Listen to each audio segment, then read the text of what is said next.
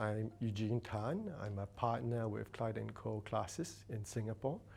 I lead Clyde Co's Southeast Asian construction practice, and I of course specialize in projects and construction for the last 19 years. I think Southeast Asia is in the midst of course, infrastructure growth, and in the region we see a lot of infrastructure projects, construction as well.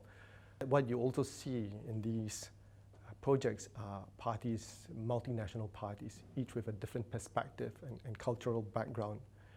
And this often leads to disputes or differences. Let me give you an example.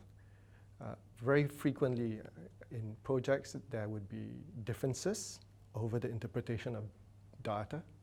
There is also going to be difference over the risk that each party has undertaken and reflected in the terms of the contract. Now, sometimes what it just requires is for parties to address these concerns and resolve it there and then, rather than to put in a claim and to wait until the end of the project before it's resolved.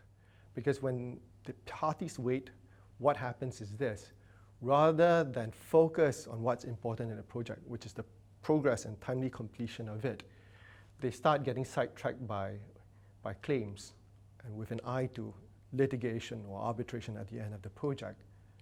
And when that happens, parties become entrenched in their position. They start looking at preserving and reserving their rights rather than finding a speedy resolution or solution to the problem. And that, of course, affects the working relationship, which also affects, at the end of the day, projects. So I try and advise clients to consider mediation before commencing arbitration.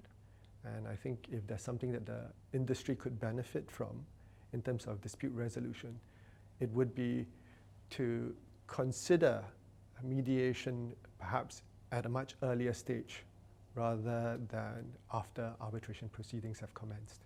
And mediation allows parties to fashion a result that they can both live with. Specifically also in the construction industry, it's not a very large industry, at least here in Singapore, and there are very many common business partners, some of which are long-standing. And maintaining and preserving those relationships is beneficial for the parties in the longer run. And in those cases, arbitrating or litigating a case and winning may damage these relationships.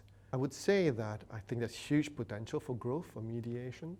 This also coincides with the fact that many clients are now looking for a cheaper and more efficient alternative to litigation or arbitration to resolve their disputes. I've had one experience where I was representing a Mongolian party against a Chinese party in an arbitration, and both of them decided to refer the dispute to the SIMC and were very, very satisfied with the outcome. And I think that is indication of what kind of potential there is for mediation in the region.